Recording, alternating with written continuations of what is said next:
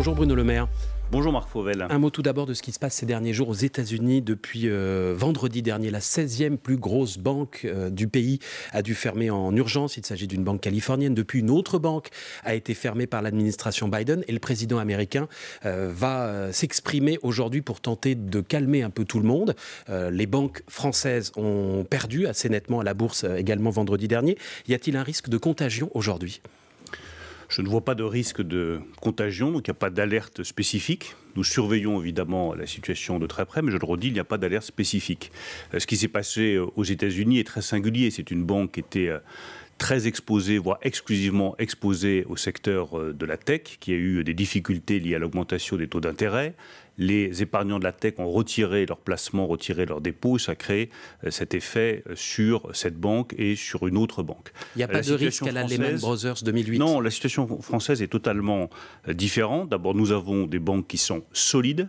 Nous avons un système bancaire qui est solide. Je vous ai toujours dit que c'était un atout pour notre pays, je le confirme. Nous avons un ratio de liquidité qui est élevé dans les banques françaises, que nous surveillons tous les mois avec le gouverneur de la Banque de France. Nous avons des banques qui ont un secteur d'activité, des secteurs d'activité très diversifiés. Elles ne sont pas exposées à un seul secteur d'activité. Donc, je le redis, il n'y a pas d'alerte spécifique sur le secteur bancaire français et nous suivons évidemment la situation de très près. Si une banque française devait être touchée par ce qui se passe en ce moment aux États-Unis, vous l'aideriez ?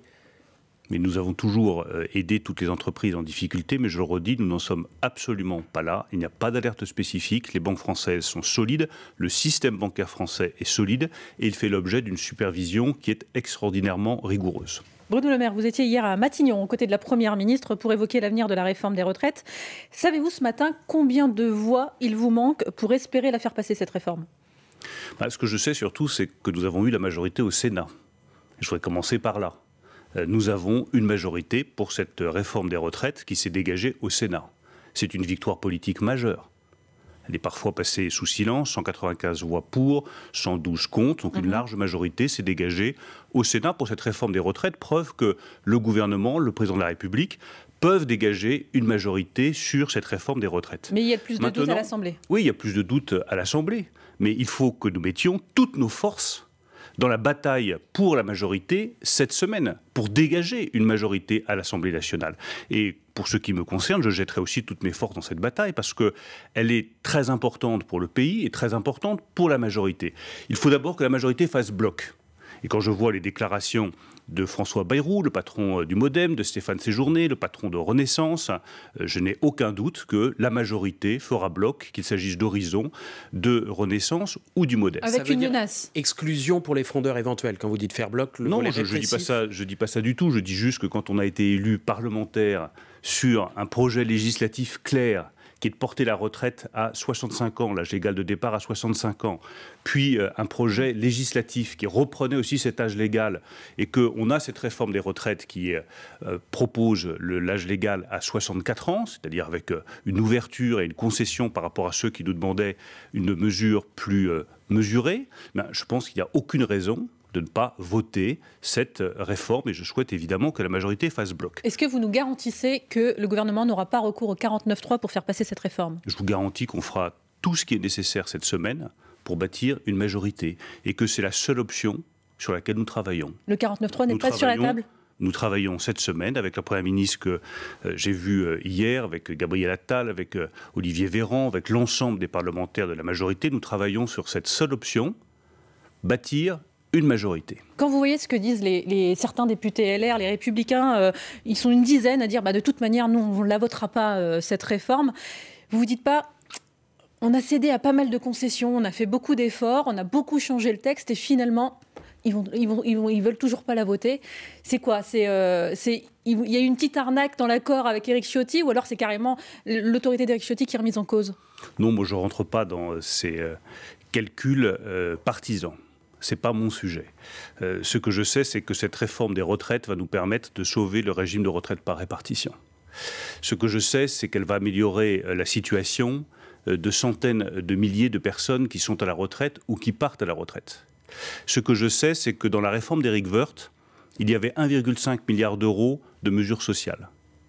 Dans la réforme Touraine, il y avait un peu plus de 4 milliards. Nous, il y a 6 milliards d'euros de mesures sociales pour améliorer la situation de ceux qui partent à la retraite en ayant un handicap ou en ayant des difficultés physiques, pour améliorer la situation de ceux qui ont des petites retraites. 6 milliards d'euros, c'est l'ensemble des mesures de la réforme Woerth et de la réforme Touraine qui sont dans cette réforme des retraites que nous proposons. 6 milliards d'euros, Bruno Le Maire, dont plusieurs centaines qui ne sont pas financés à l'heure actuelle. Tout devra être financé. Oui, le texte qui sortira de la commission mixte paritaire, qui a lieu mercredi, devra être donc il faudra soit de nouvelles économies, soit certaines mesures qui vont être rabotées. Il y a une mesure qui a été votée par le Sénat contre l'avis du gouvernement, c'est la création d'un CDI senior avec des cotisations sociales un peu moins élevées pour les entreprises qui embauchent des seniors. Est-ce que le gouvernement va reprendre cette mesure de la droite? Mais c'est aux parlementaires de le décider en commission mixte paritaire. La Première ministre va recevoir aujourd'hui les parlementaires. La ligne du ministre des Finances, qui est évidemment celle du gouvernement, c'est que le texte qui doit sortir de la commission mixte paritaire, lorsque députés et sénateurs se sont rencontrés, doit être un texte à l'équilibre financier. Donc il est possible que des mesures dont on a entendu parler ces derniers jours... C'est la condition pour sauver notre régime de retraite par répartition, et parce que c'est notre promesse politique. Nous avons promis à nos compatriotes qu'avec cette réforme des retraites, le régime des retraites qui devait accuser des milliards d'euros de déséquilibre financier serait à l'équilibre en 2030. Et je souhaite que nous tenions cette promesse et donc que le texte qui sort de la commission mixte paritaire soit à l'équilibre financier. Mais par exemple, il est possible que certaines des mesures arrachées à l'Assemblée par Aurélien Pradié ne figurent pas dans le texte final. Mais il est possible que ce soit effectivement le cas. Le tout, c'est que le texte soit à l'équilibre. Après, les parlementaires sont souverains. S'ils veulent retenir une mesure et pour financer cette mesure, en retirer une autre, ils ont évidemment toute liberté. Ma responsabilité de ministre des Finances, c'est de garantir l'équilibre financier en 2030 du régime de retraite par répartition. Bruno Le Maire, vu les turbulences que provoque cette réforme des retraites au sein même du gouvernement, est-ce qu'il faut s'attendre à un remaniement juste après l'adoption, s'il a lieu, de cette réforme? Moi, je vois surtout des turbulences dans nos oppositions. Je reviens une seconde chez les Républicains dont vous avez parlé. Enfin, tout de même, ce serait lunaire d'avoir un parti qui vote un texte au Sénat et qui ne le vote pas à l'Assemblée nationale.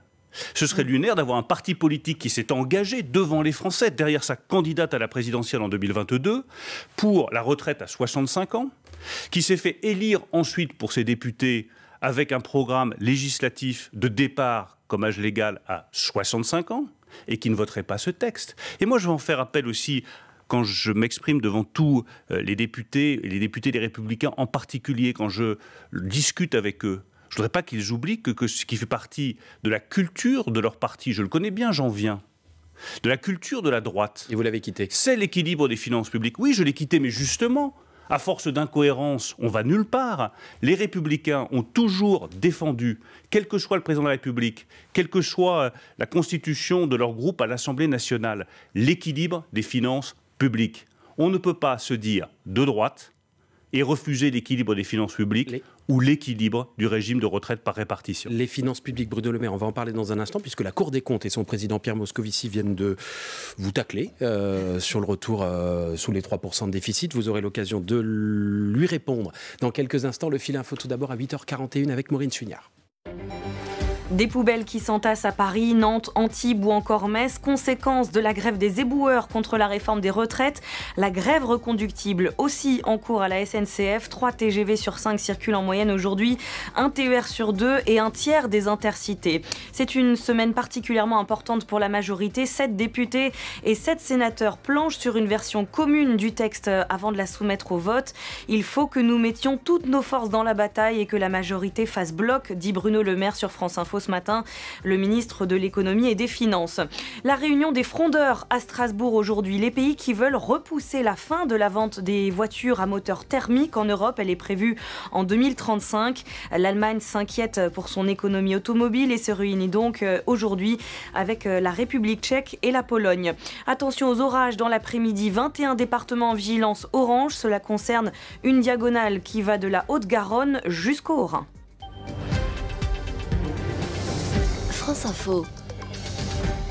Le 8-30 France Info, Salia Brakia, Marc Fauvel. Bruno Le Maire, le patron de la Cour des comptes, Pierre Moscovici, tire la sonnette d'alarme. Il se dit inquiet de la dégradation de nos finances publiques dont vous êtes le responsable puisque vous êtes ministre de l'économie. Clairement, est-ce que vous êtes en train de vider la caisse?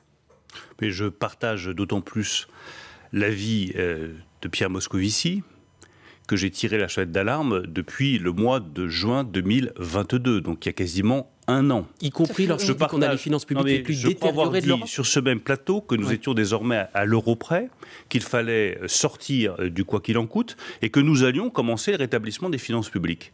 Et à la demande du président de la République, nous avons commencé le rétablissement des finances publiques. Le seul point de désaccord que j'ai avec Pierre Moscovici, c'est quand il dit qu'on n'est pas sorti du quoi qu'il en coûte. Oui. Enfin, je rappelle que nous avions un bouclier. Vous continuez encore aujourd'hui. Non, mais pour le coup, je suis en désaccord sur ce point précis avec lui. Il y avait un bouclier énergie sur l'électricité et sur le gaz. Il y a eu une augmentation des prix de l'électricité et du gaz de 15% pour tous les ménages début 2023 parce que nous voulions sortir de ce quoi qu'il en coûte. Nous avions une indemnité sur le carburant de 30 centimes d'euros par litre. Nous avons mis en place une indemnité plus ciblée, indemnité carburant travailleur. Nous avions une protection de toutes les entreprises, on nous l'a suffisamment reproché. Nous avons maintenant des aides qui sont ciblées. Donc je veux rassurer Pierre Moscovici sur ce point, nous sommes bien sortis du quoi qu'il en coûte. Je veux le rassurer sur un deuxième point, je souhaite travailler avec la Cour des comptes pour poursuivre ce rétablissement des finances publiques qu'une fois encore nous avons engagé depuis plusieurs mois sous l'autorité du président de la République et de la Première ministre. Je souhaite pouvoir travailler avec la Cour des comptes sur la base d'une méthode, avec un objectif et un calendrier. L'objectif, c'est quoi?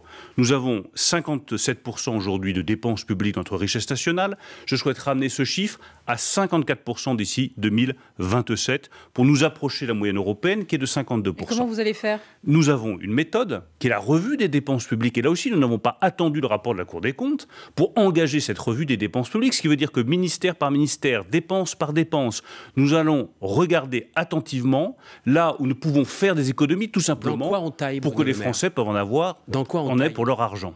Dans quoi on taille pour arriver de 5% de déficit aujourd'hui à 3% à la fin du quinquennat? Il ne s'agit pas de tailler, évitons les mots brutaux. Il s'agit simplement d'avoir une dépense publique qui progresse moins vite que notre croissance, pour avoir au bout du compte croissance, elle est quasiment à l'arrêt aujourd'hui. Donc, d'abord, elle n'est pas à l'arrêt, elle est positive. On ne cesse de nous chanter la même chanson. 3% cette année. Marc Fauvel, ça fait des mois qu'on m'explique qu'on va entrer en récession, que tout le monde arrive avec des mines défaites en disant l'économie française s'effondre. J'ai toujours dit que l'économie française résistait. Elle résiste et la croissance est là.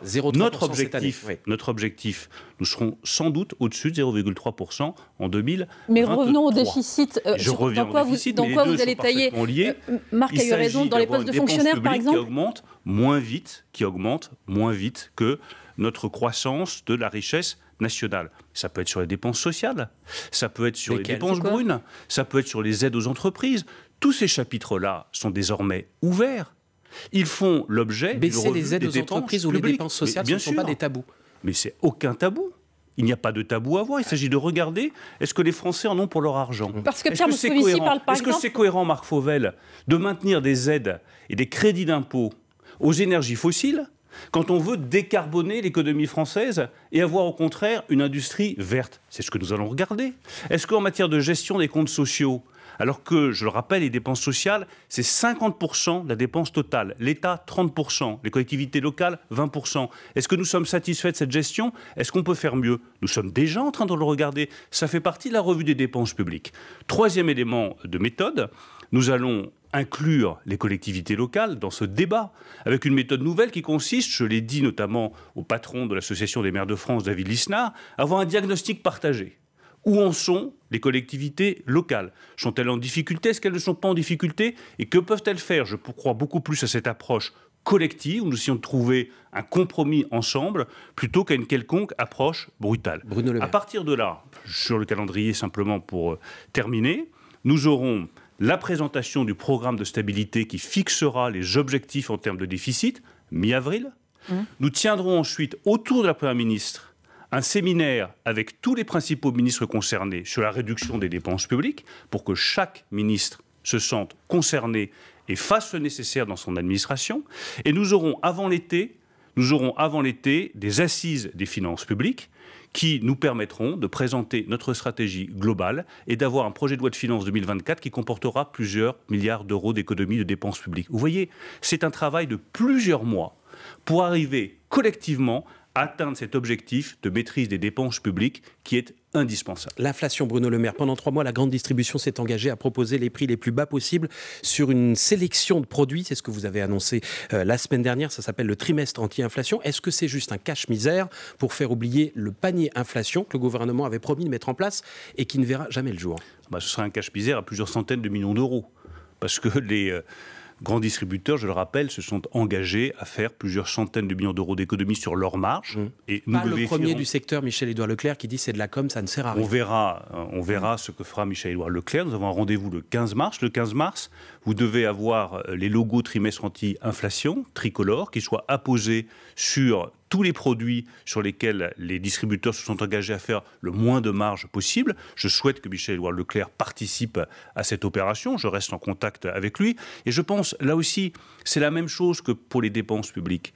Notre pays a besoin de choix collectifs, d'engagement collectif. Non mais d'accord, mais comment être sûr que les prix qui vont être proposés seront les plus bas? Mais parce que nous les vérifierons. Comment vous faites? C'est des marques distributeurs, donc on peut pas comparer entre les magasins. Nous avons pris l'engagement, et les distributeurs ont pris l'engagement collectif qu'elles prendraient sur leur marge pour plusieurs centaines de millions d'euros. Je ne donnerai pas le chiffre précis. Nous vérifierons avec la direction générale de la consommation. Pourquoi, vous ne donnez pas le chiffre précis? Parce que nous sommes dans un système concurrentiel où il n'est pas très bon de donner les marges des uns et des autres. Mais ils se sont engagés et nous vérifierons que, effectivement, je comprends l'attente des consommateurs. Aujourd'hui, les prix alimentaires flambent. Il n'y a rien de plus difficile pour les consommateurs. Je suis père de famille, j'ai 4 enfants, je fais mes courses toutes les semaines. Je vois bien à quel point l'augmentation des prix alimentaires, elle est pénalisante. Elle est dure pour des millions de compatriotes. Les prix proposés à partir du 15 mars sur ces produits-là seront inférieurs à ceux pratiqués aujourd'hui. C'est ça que vous allez vérifier? Ce que nous allons vérifier, c'est que la baisse des prix, ce n'est pas uniquement un jeu de bonnes taux et d'affichage, mais que, effectivement, c'est pris sur les marges des distributeurs et que c'est eux-mêmes qui payent cette différence de prix. Tout en conservant... Ce n'est pas le consommateur ou que ce n'est pas le producteur, parce que vous savez que c'est la spécificité du système français. Tout en conservant la marge de 10% minimum qui est imposée aujourd'hui à la grande distribution sur l'alimentaire par la loi Egalim. Ça, vous n'y toucherez pas. Non, on n'y touche pas parce que c'est le principe du système français dans lequel on veut que l'effort soit équitablement réparti, mais on ne veut pas que le producteur agricole, le producteur de lait, le producteur de viande soit pénalisé dans cette période-là non plus, parce que si vous perdez vos producteurs pour avoir les prix les plus bas possibles, au bout du compte, tout le monde sort perdant. Nous estimons que notre solution est une solution crédible, forte, qui protège évidemment le consommateur contre la flambée des prix, qui demande un effort aux distributeurs et qui protège le producteur. Je rappelle aussi, deuxième garantie au-delà du contrôle par la Direction générale de la consommation, de la répression des fraudes, le point le plus important de cet accord, c'est quoi? C'est qu'il y aura, avant l'été, une nouvelle négociation commerciale entre les grands industriels et les distributeurs. Parce qu'il n'y a aucune raison que les grands industriels ne baissent pas eux aussi leurs prix. Quand je vois aujourd'hui pour les grandes marques. Mais bien sûr, quand je vois aujourd'hui que vous avez les prix du fret qui baissent, que vous avez des prix de gros qui baissent, il n'y a aucune raison que les prix à la consommation des produits de première nécessité ou des produits alimentaires transformés ne baissent pas. Donc à partir de juin, vous nous dites les prix vont baisser. Je vous dis qu'à dans les grandes surfaces, sur les grandes marques, les grands industriels devront renégocier leurs prix avec les distributeurs et devront eux aussi prendre leur part du fardeau. Bruno Le Maire, vous restez avec nous. Le Fil Info, 8h51 avec Maureen Suignard. Après la faillite d'une banque très importante aux États-Unis, la crainte d'un effet domino, les autorités américaines promettent aux clients qu'ils pourront retrouver tous leurs fonds. Je ne vois pas de risque de contagion spécifique. Nous avons des banques et un système bancaire solide, affirme ce matin sur France Info le ministre de l'économie et des finances. Bruno Le Maire qui indique aussi ce matin que le gouvernement travaille sur une option, bâtir une majorité. 7 sénateurs et députés vont se retrouver mercredi pour écrire un texte commun pour réformer les retraites. L'exécutif répète qu'il veut passer par un vote et ne pas utiliser le 49.3. De violents combats en cours en Ukraine dans le centre de Bakhmout, indique Kiev ce matin. Cette ville de l'Est ukrainien est un symbole et fait l'objet d'intenses combats entre Ukrainiens et Russes depuis plusieurs mois. Un triomphe aux Oscars, 7 récompenses pour Everything Everywhere All at Once, dont l'Oscar du meilleur film et de la meilleure actrice pour Michelle Yeoh. Elle devient la première comédienne d'origine asiatique à recevoir cette récompense suprême. France Info. Le 8-30 France Info, Salia Braquia, Marc Fauvel. Bruno Le Maire, vous allez être auditionné par la Commission des finances de l'Assemblée nationale sur le sujet des concessions d'autoroutes. Au début de l'année, le Canard enchaîné vous a accusé d'avoir étouffé un rapport de l'Inspection générale des finances qui pointait les profits réalisés par ces sociétés. 12%, c'est bien au-dessus de ce qui était prévu au moment de la privatisation. Pourquoi ce rapport n'a pas été rendu public ? Mais je rendrai public ce qui peut être rendu public dans ce rapport, c'est la première partie, celle qui est la plus intéressante, celle qui examine le taux de rentabilité des autoroutes, de l'investissement des concessions autoroutières. Je le rendrai public. En revanche, il y a une deuxième partie, et je l'assume et je le revendique, qui est notre mémoire en défense pour le contentieux que nous avons ouvert avec les sociétés d'autoroutes. Nous avons récupéré 1 milliard d'euros sur la taxe d'aménagement du territoire. Nous sommes en contentieux avec les concessions d'autoroutes sur ce milliard d'euros qui protègent les automobilistes, qui protègent les consommateurs. La deuxième partie nous apporte des arguments juridiques pour défendre notre position. Je ne vais pas dévoiler mes batteries aux concessions autoroutières qui, visiblement, ne nous feront aucun cadeau. Mais vous confirmez le chiffre de 12% de rentabilité dans ce rapport pour les sociétés d'autoroutes. Mais je confirme les chiffres qui sont dans ce rapport. J'aurai l'occasion d'ailleurs de le faire devant la Commission des affaires économiques de l'Assemblée dans quelques jours. Mais la première partie qui porte sur le taux de rentabilité sera rendue publique. Et je rappelle aussi que même si la deuxième partie est plus confidentielle, l'intégralité du rapport, les parlementaires, y compris évidemment les parlementaires de l'opposition, y ont accès. Donc nous ne dissimulons absolument rien. Nous faisons preuve de la plus totale transparence et je répondrai à toutes les questions des parlementaires. Vous confirmez les chiffres de ce rapport qui préconisait aussi de réduire les tarifs des péages de 60% sur près des 2 tiers du réseau. Pourquoi vous n'avez pas proposé cette mesure, sachant que l'inflation est partout et que ça aurait pu aider les Français et que vous connaissiez, vous, en amont, les bénéfices de ces sociétés d'autoroutes? J'aurai l'occasion de m'exprimer devant les parlementaires, une fois encore, en toute transparence. Simplement, je ne proposerai pas, je ne l'ai jamais fait dans ma vie politique, je ne le ferai jamais, des solutions qui ensuite sont rejetées par la justice parce qu'elles sont contre la loi. Et du coup, vous faites plaisir, vous savez, vous faites des grands effets de manche, vous dites je protège le consommateur, j'ai pris telle décision, je suis fort, je suis puissant. Puis au bout du compte, vous savez que juridiquement, ça ne vole pas. Et vous êtes perdant, tout le monde est affaibli, le consommateur, mais aussi l'État. Je crois qu'un certain nombre de ministres, il y a quelques années, se sont hasardés à prendre des décisions juridiquement pas solides. Ils ont été rattrapés par la patrouille. J'essaye d'être un tout petit peu plus sérieux. Est-ce qu'il faut, Bruno Le Maire, maintenir l'objectif fixé par l'Europe d'interdire tous les moteurs thermiques en 2035 ? L'Allemagne est aujourd'hui à la tête d'une coalition de plusieurs pays qui se retrouvent d'ailleurs à Strasbourg pour mener la fronde et demande qu'on décale cet objectif. Est-ce que la France souhaite le conserver à 2035 ? Bien sûr. Mais il ne faut surtout pas décaler cet objectif. Enfin, ce n'est pas un objectif à 2024 ou 2025, c'est un objectif à 2035, dans 12 ans. Interdire d'ici 12 ans la vente de tout véhicule thermique en Europe. Mais enfin, on ne peut pas dire qu'il y a urgence climatique, ce qui est le cas. Ce que nous constatons tous dans nos villes, dans nos métropoles, qui sont beaucoup trop polluées encore. Et puis reculer sur l'objectif de passage aux véhicules électriques. Je pense que d'un point de vue environnemental, c'est une faute. La France est prête à aller au bras de fer là-dessus avec Berlin sur un sujet aussi important. Bien sûr que nous sommes prêts à aller au bras de fer sur ce sujet parce que c'est une faute environnementale et je pense aussi que c'est une faute économique. Pourquoi ? Parce que nous avons 5 à 10 ans de retard sur le véhicule électrique par rapport à la Chine. Mais il faut mettre les bouchées doubles. Il faut investir doublement sur les batteries électriques, sur les anodes, sur les cathodes, sur les véhicules électriques pour rattraper notre retard. Je ne peux pas dire à nos grands industriels, Stellantis et Renault, qui ont fait le choix courageux, efficace, de basculer vers l'électrique. Ah ben tiens, attendez, finalement, j'ai une autre idée. On va aller vers l'électrique, mais on va quand même aussi rester un peu sur le thermique. Enfin, économiquement, c'est incohérent. Industriellement, c'est dangereux. Ça n'est pas notre intérêt national. Ça n'est pas l'intérêt de nos constructeurs nationaux. Et surtout, ce n'est pas l'intérêt de la planète. Et ce n'est pas l'intérêt de l'Allemagne qui, elle aussi, défend ses constructeurs automobiles, qui, eux, n'ont pas encore basculé dans l'électrique. Je pense qu'il est essentiel de garder notre cohérence climatique et que la France, comme le président de la République l'a toujours défendu, soit en tête du combat climatique. Être en tête du combat climatique, c'est se battre pour garder cet objectif 2035, véhicules électriques. Bruno Le Maire, les placements de produits des influenceurs font aussi partie de votre périmètre. Face aux multiples dérives, vous avez décidé de lancer une concertation. Est-ce que certains produits, certaines marchandises vont être interdits à la vente par ces influenceurs ?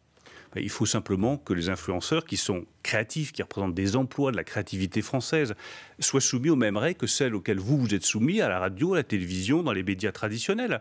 Lorsque vous avez de la consommation d'alcool, placement de produits d'alcool ou d'autres placements de produits, il faut que les mentions légales apparaissent sur les sites des influenceurs. Ce n'est pas le cas aujourd'hui. Nous souhaitons simplement les soumettre aux mêmes règles que celles qui s'appliquent aux médias traditionnels. Nous souhaitons aussi donner un statut à ces influenceurs pour qu'ils soient mieux protégés. Nous voulons renforcer les contrôles pour nous assurer que, tout simplement, le net, ce n'est pas le Far West. C'est des règles et des règles qui sont respectées. Dans ce combat contre les influenceurs qu'il appelle influ-voleurs, c'est pas du tout un combat contre les influenceurs. C'est un combat pour les influenceurs. C'était la suite de ma... Il y a quelques influenceurs qui se comportent mal, qui du coup jettent l'opprobre sur les milliers d'influenceurs qui, honnêtement, sont super créatifs. Donc Bruno Le Maire elle-même combat est plus populaire que vous, que Marc Fauvel ou que moi-même. C'est pas difficile, notamment auprès des jeunes. Donc nous sommes là pour les protéger, les accompagner. Qui s'était battu contre Magali Berda et justement les dérives dans ce... Mais il a raison, Bouba. Il a raison de rappeler qu'il y a des dérives, qu'elles sont inacceptables. Nous y mettrons fin, mais je le rappelle, c'est un dispositif pour protéger